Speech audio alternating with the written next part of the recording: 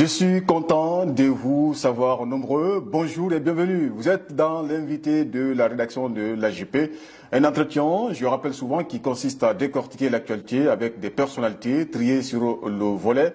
Mohamed Bamba Kamara, directeur général du service national des bourses extérieures, est notre invité. Monsieur Kamara, bonjour. Bonjour, monsieur. Merci d'avoir accepté notre invitation. C'est un plaisir. Monsieur Bamba Kamara est titulaire d'une maîtrise en gestion en Algérie, directeur d'appui aux investissements et projets au ministère des Affaires étrangères entre 2010 et 2016. Point focal, migration de la CEDEAO. Monsieur Kamara est un administrateur rompu à la tâche, engagé dans le monde associatif. Il a été le président de l'Association des Guinéens en Algérie depuis janvier 2022. Il est le directeur général du service national des bourses extérieures. La première question que je vais vous poser, monsieur Kamara, présentez-nous brièvement le SNAB. Tout d'abord, merci. Merci beaucoup que le service public se mette à l'œuvre pour mieux présenter les institutions de la République. Le SNAB, Service national des bourses extérieures, qui a été des fois rebaptisé Office national des bourses extérieures, est une structure de l'État. C'est un EPA aujourd'hui qui a pour mission de gérer tout ce qui est boursier guinéen à l'étranger, du départ au retour. Voilà, nous avons intégré la vie sur place et le retour, l'aide à la réinsertion. Donc, c'est bien de cela qu'il s'agit. À côté de ça, on a essayé de greffer d'autres activités qui toutes concourent à la réussite de cette mission qui est la nôtre, d'envoyer des jeunes Guinéens se former et revenir pour améliorer le marché de l'emploi. Mais actuellement, la configuration, c'est-à-dire le visage du SNAB, le service national des bourses extérieures, a changé. C'est-à-dire du point de vue personnel et des innovations. Oui, il y a beaucoup d'innovations. C'est un peu une ambiance générale. Je ne sais pas si vous avez remarqué, en Guinée, il y a beaucoup de choses qui changent aujourd'hui. D'où l'importance d'un leadership résolument tourné vers l'avenir et œuvrant à l'amélioration des choses. Le service national des bourses extérieures a, par le passé, souvent été décrié. On n'en parlait pas beaucoup parce qu'il ne se passait pas beaucoup de choses.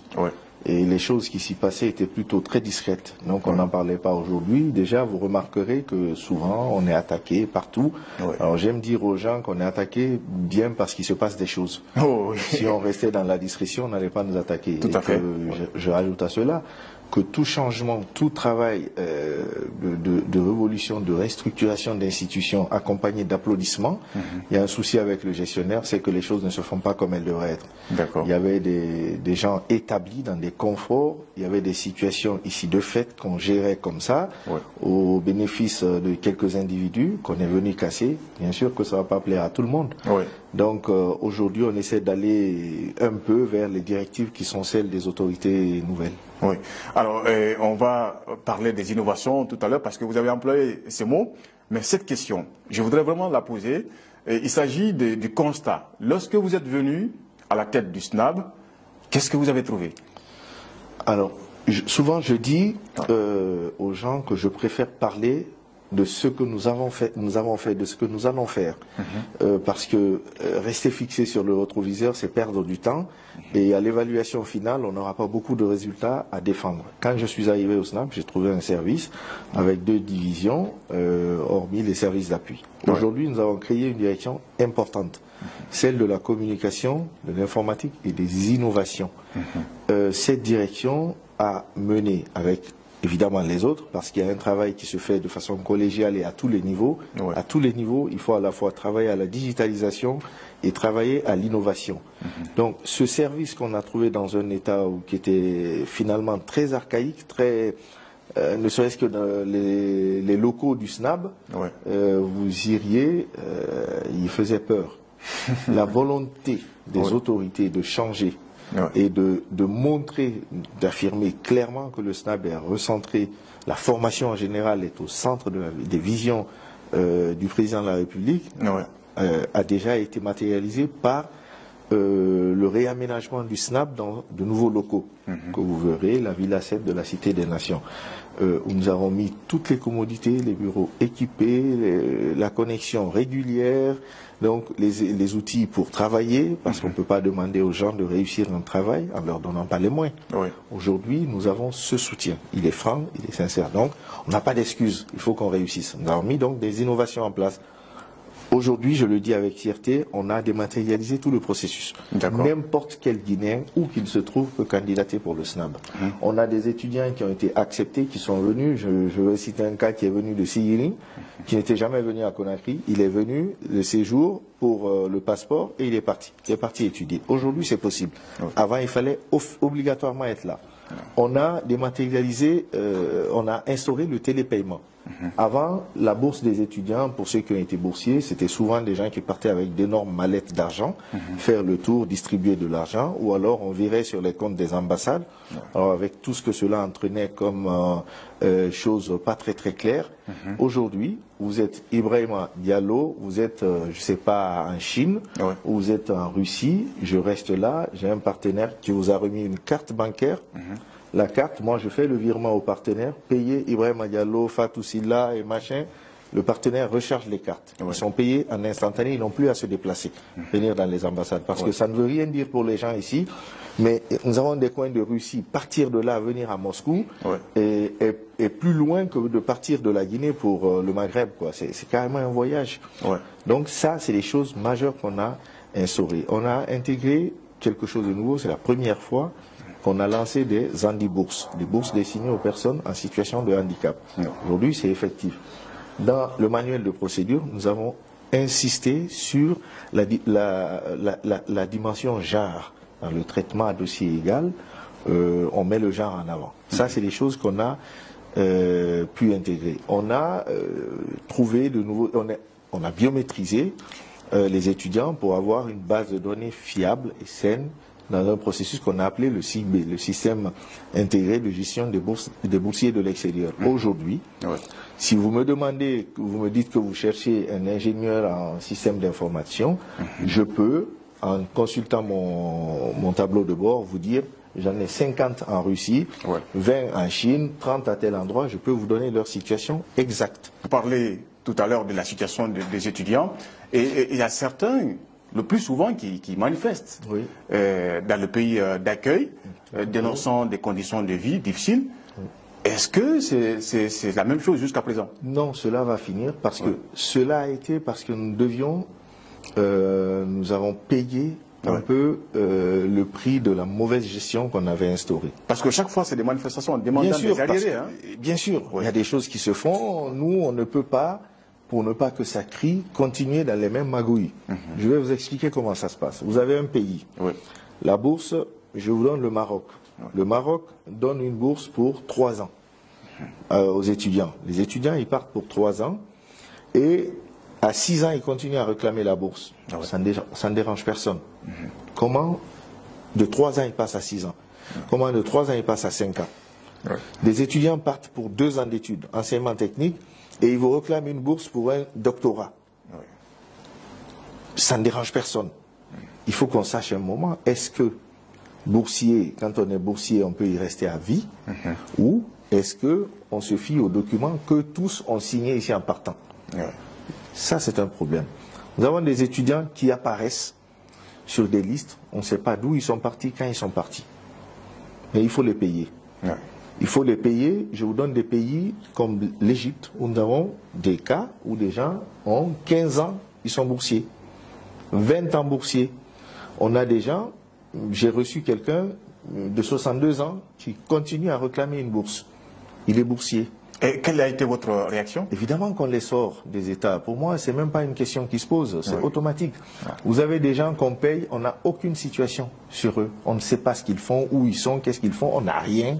On continue de les payer. Mais vous savez quand même que ce problème sera résolu. Ce problème, aujourd'hui, je vous dis, il est résolu. Là, on est sur la dernière phase.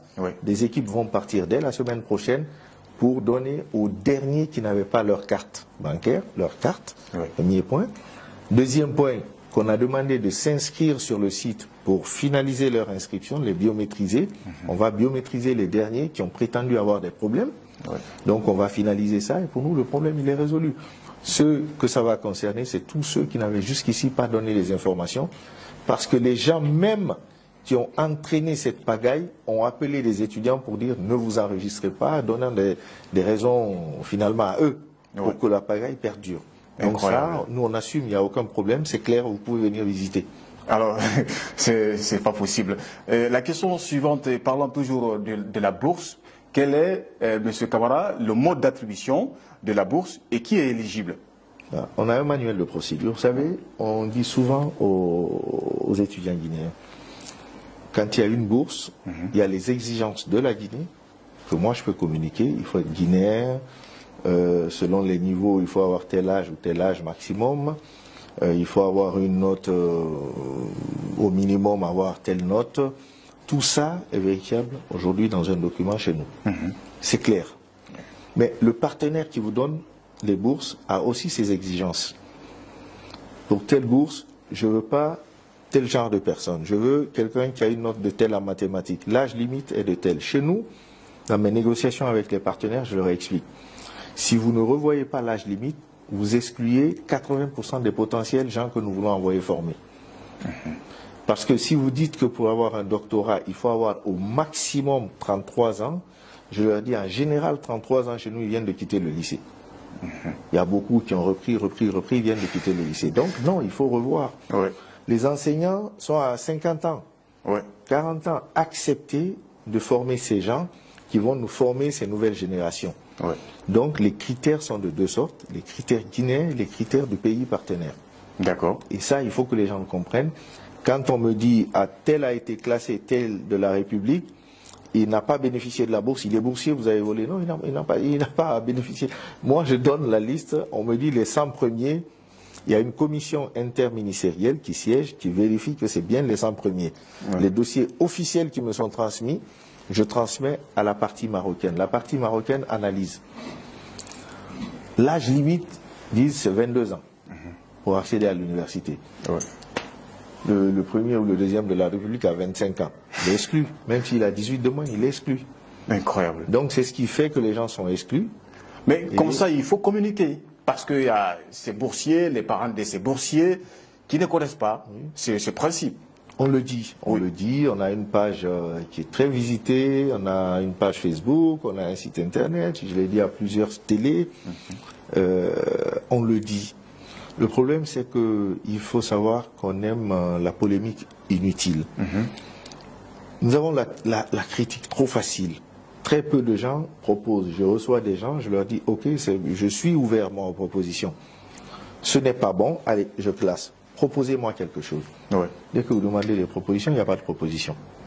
Alors, allez-y, allez-y. Le partenaire a ses conditions, il nous les fait savoir, on le fait savoir, les gens le savent. Les gens le savent. Quand les gens ne remplissent pas ces critères, nous n'avons pas la possibilité de les changer. On peut négocier, allez, c'est 22 ans âge limite. Une fois, on a réussi à négocier pour 3 bons éléments qui avaient 23 ans. Mais vraiment, exceptionnellement, la partie marocaine a accepté ces 3. Difficilement, hein. Très difficilement, mais ils avaient de trop bonnes notes dans les matières de spécialité pour les classer. Ils en ont fait une règle. Maintenant, on dit non, là j'ai revu, c'est 23 ans. Mais ils savent, hein. Et quand on vient débattre, tout le monde prétend ne pas savoir. Mais ils savent, on le dit souvent. Comment le SNAB s'organise pour que le boursier s'adapte au climat du pays d'accueil? Aujourd'hui, quand les étudiants doivent partir, il y a des réunions préparatoires. On les réunit, on leur explique. On fait toujours venir quelqu'un qui a parlé, qui a vécu dans ce pays. On a mis en place, c'est d'ailleurs une des innovations, le Conseil national des alumni. Tous les anciens étudiants par pays se sont réunis en association sous l'égide du SNAB qu'on a organisé. Ils ont un comité national, un bureau national. Ils envoient quelqu'un pour informer les étudiants, même leur disant ce qu'il faut prévoir comme argent en arrivant.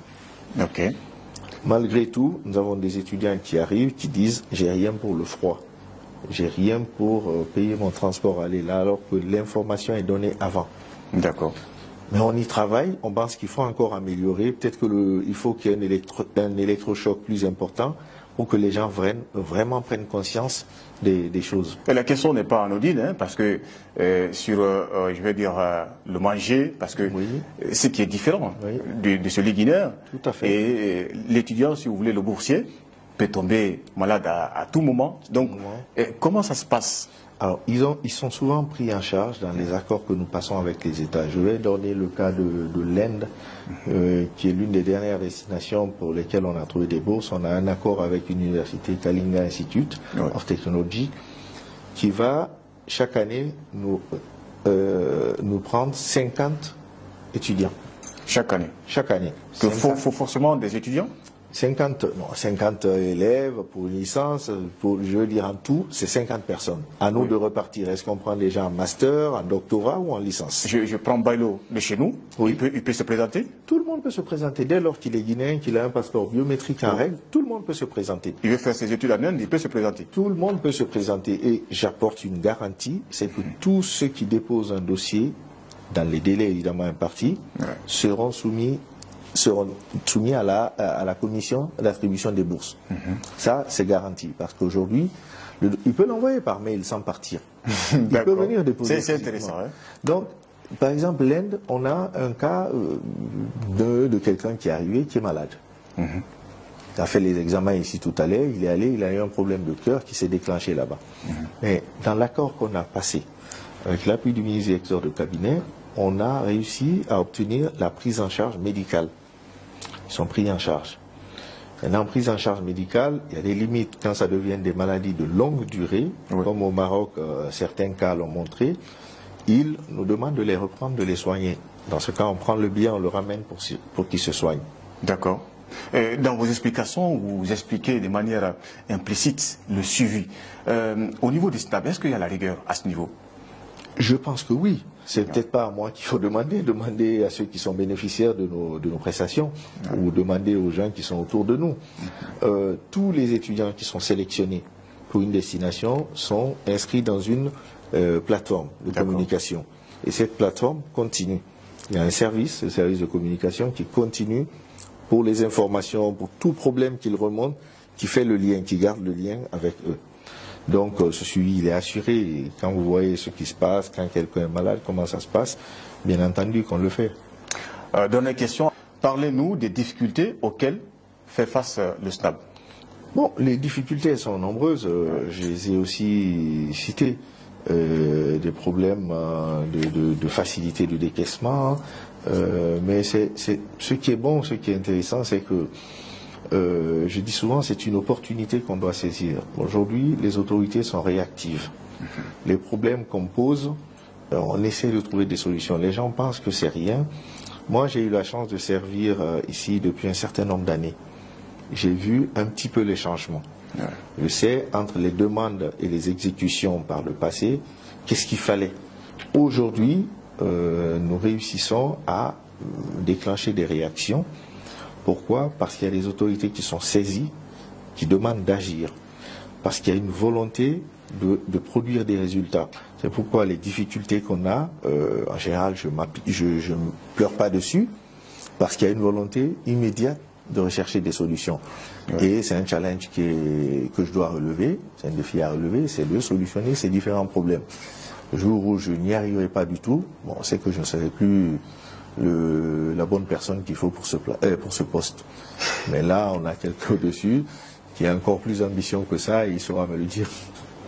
Monsieur Camara, nous vous disons merci. Merci à vous. Mille merci d'avoir accepté notre invitation. Merci. Merci à vous également, internautes. Merci à l'équipe de production de l'AGP. Merci à nos amis de la RTG pour la rediffusion. N'oubliez pas de consulter notre site web le www.agpguinée.com. AGP au cœur de l'information.